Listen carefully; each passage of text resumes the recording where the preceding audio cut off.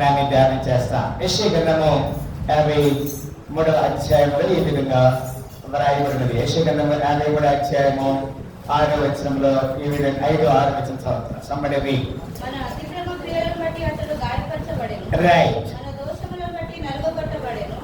మన సమాధానార్థమైన శిక్ష అతని మీద పడెను.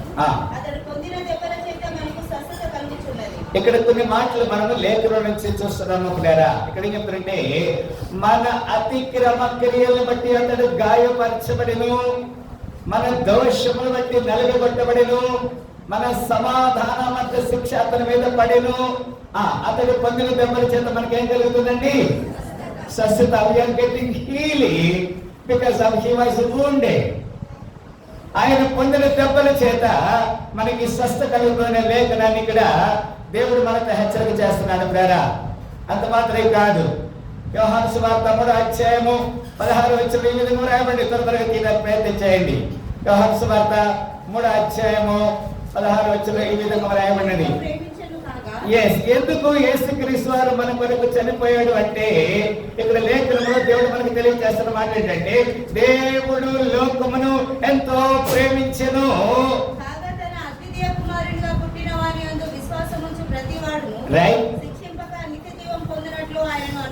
గమనించండి, దేవుడు లోకమును ఎంతో for God so loved the world that he gave his only begotten son, whosoever believeth in him should not perish. ఎవరు కూడా యేసుక్రీస్తునందు విశ్వాసం ఉంచిన వారికి నశింపలేదు. He came to die. He came to die on the cross, on the Calvary, because he was very much loved the world. God so loved the world. దేవుడు లోకమును ఎంత ప్రేమించాడు. verse 17 వచనం. లోకము తన కుమారుని ద్వారా రక్షణ పొందుటకే గాని, రైట్, లోకమునకు తీర్పు తీర్చుటకు దేవుడు ఆయనను లోకము తన కుమారుని ద్వారా రక్షణ పొందుటకే గాని లోకమునకు తీర్పు తీర్చడానికి దేవుడు ఆయన లోకమునకు పంపలేదు. God never sent him to judge the world. ఈ లోకానికి ఆయన తీర్పు తీర్చడానికి, తప్పు చేయని వారు ఎవరు లేరు. If he want to judge, everybody get punished. ఒకవేళ ప్రతి వారికి దేవుని యొక్క తీర్పు ప్రకారముగా మరి తీర్పు తీరిస్తే అందరూ శిక్షార్హులే. But God came to save the world, save the people, save the soul. ప్రతి ఆత్మని రక్షించడానికి, ప్రతి ఆత్మని కాపాడడానికి, ప్రతి ఆత్మని తన రాజ్యానికి వారసులుగా చేయడానికి ఆయన వచ్చాడు. That is the reason he came. John 12:23.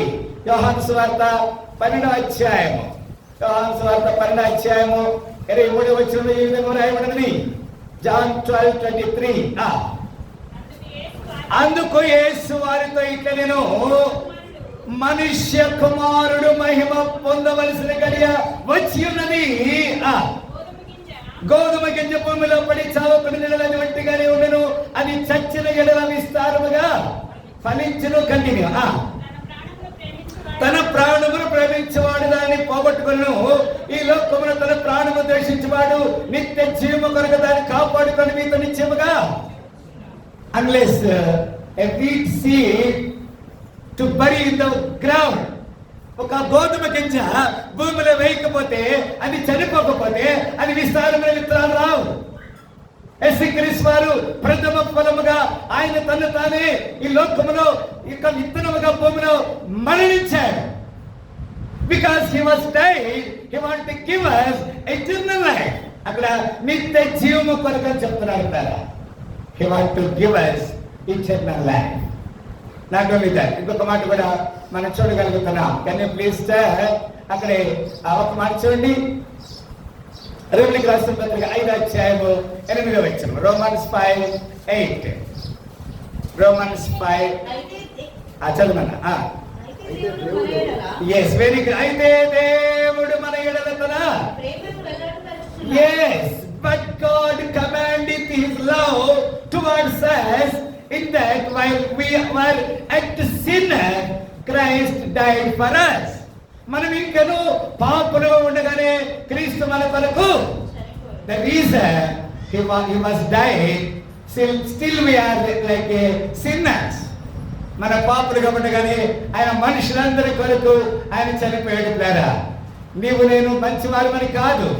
1 Corinthians 15:20 ఒకటో కొరింథీయులకు రాసిన పత్రిక 15వ అధ్యాయము 20వ వచనంలో ఈ విధంగా రాయబడింది. 20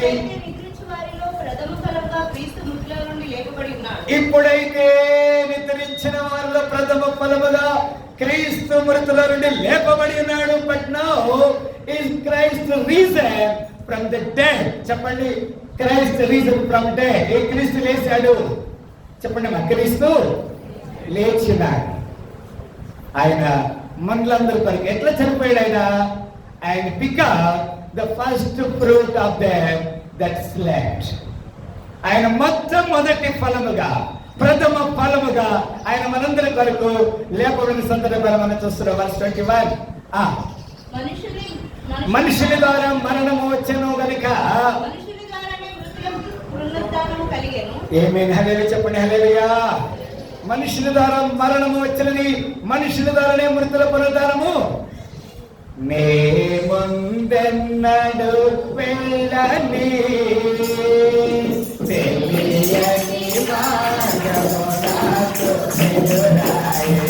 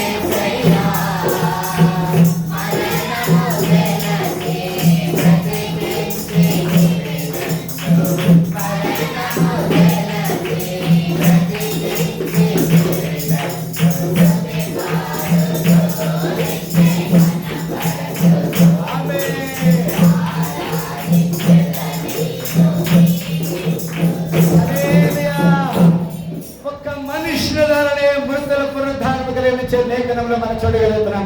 2వ పేతురు 2వ అధ్యాయం 24 వచ్చిన విధంగా రాయబడింది. 2వ పేతురు 2:24 ఈ విధంగా రాయబడింది. 2 Peter 2:24. 2 Peter నాన్న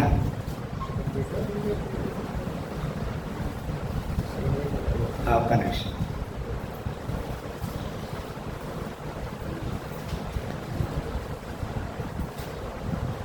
రైట్ 21 చదవమ్మా. వారు నీతి మార్గమును అనుభవపూర్వకంగా తెలుసుకొని ఆజ్ఞ నుండి తొలగిపోవడం కంటే ఆ మార్గం అనుభవపూర్వకంగా తెలియకుంటే వారికి మేలు. ఆమె చెప్పండి. హల్లెలూయా. ఇక్కడ అంటాడు కదా, కుక్క తన వాంతికి దిగినట్టు అంటాడు. కడగబడిన పంది ఎక్కడికి వెళ్ళిందంటండి? ఎక్కడికి వెళ్ళింది? బురదలోనికి వెళ్ళింది. చూడండి 20వ వచనంలో, వారు ప్రభువును రక్షకుడైన యేసుక్రీస్తు విషయమైన అనుభవ జ్ఞానముని ఈ లోక మాన్యంలో తప్పించుకున్న తరువాత మరణ వాటిలో చిక్కబడి జయించబడిన జడుల వారి కడవరి స్థితి మొదటి స్థితి కంటే చెడ్డదగను. ఆ చదువుల వారు నీతి మార్గమును మనోపూర్వకంగా తెలుసుకొని పరిశుద్ధాత్మ నుండి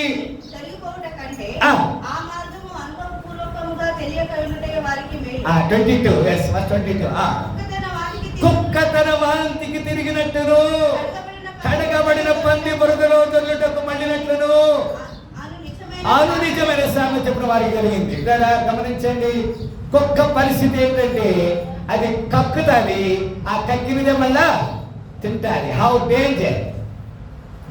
కడిగబడిన పంది కదండి, పందిని మంచిగా కడిగి చేస్తే అది ఎక్కడ వెళ్తుంది, మళ్ళా బురదలోని కడతాది.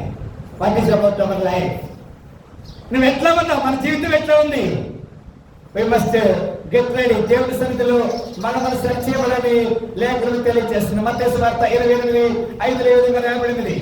మత్తయి సువార్త 28:5 ఏ విధంగా రాయబడింది? నేను ముగించడం దగ్గరగా ఉన్నాను.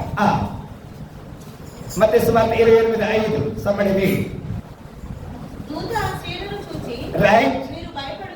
దూత స్త్రీలను చూసి మీరు భయపడకుడి, మీరు సిలువ వేయబడిన యేసుని వెతుకుచున్నారు, నాకు తెలియను, ఆయన ఇక్కడ లేడు, తాను చెప్పినట్టు ఆయన లేచి ఉన్నాడు, రండి ప్రభు పండుగ స్థలము చూసి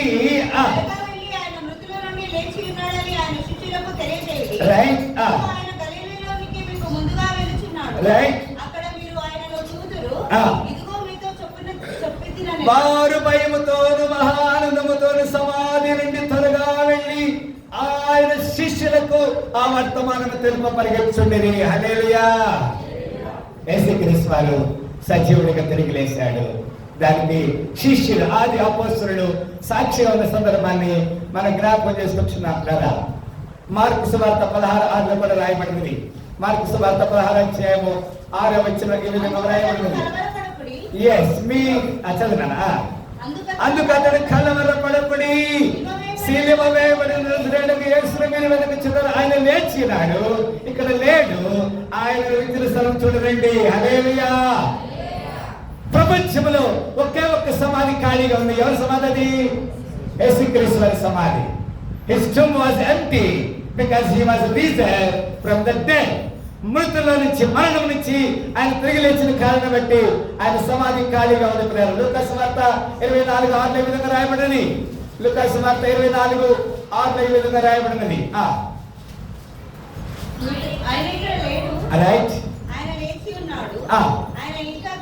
ఇక్కడ గమనించండి, ఇక్కడ నలుగురు, నేను ఎందుకు మాట చెప్తానంటే నలుగురు సువార్తికులు ఈ మాటలు చెప్పారు. ఆయన ఇక్కడ లేడు, ఆయన తిరిగి, he is not here but he is risen. ఆయన తిరిగి లేచాడు. యేసుక్రీస్తు వారు తిరిగి లేచిన సత్యాన్ని లోకానికి తెలియజేస్తున్నారు. 7వ వచనం చదువురా. మనిషి కుమారుడు రైట్ సిలువ వేయబడిన 3వ దినమందు లేపవలసినదని ఆయన మీతో చెప్పిన మాట జ్ఞాపకము చేసుకున్నాడు. ఆయన చెప్పాడు, I will be raised from the dead. నేను తిరిగి లేస్తానని చెప్పాడు. ఆయన తిరిగి లేస్తాడు. యోహాను సువార్త 20:1-2 రాయబడినది. యోహాను సువార్త 20 ఫస్ట్ 2 వర్సెస్.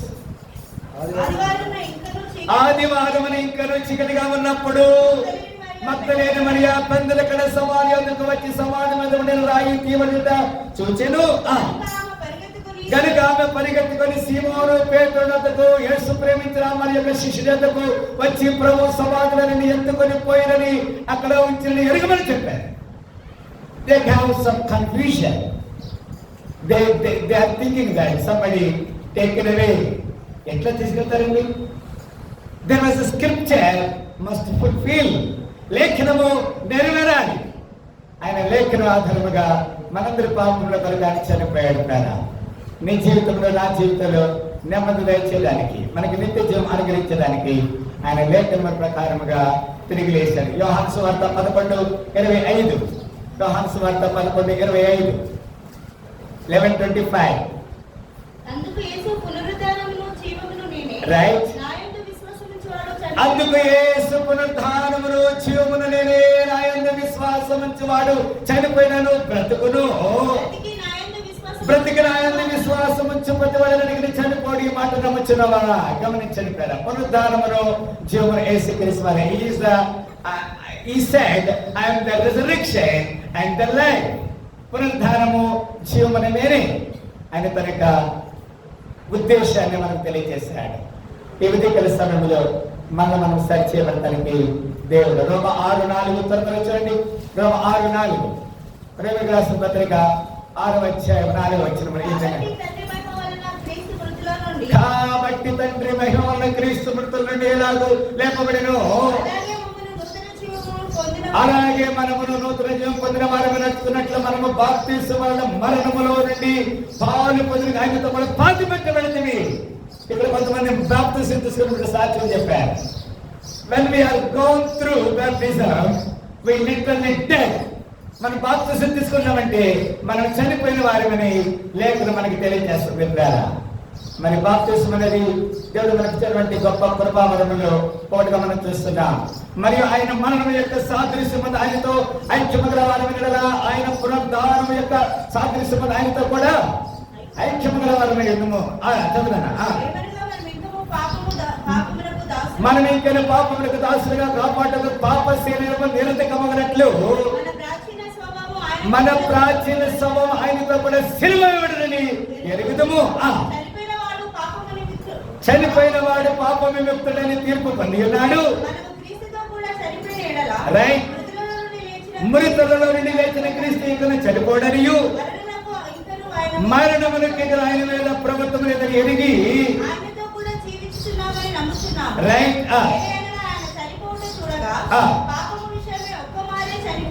కానీ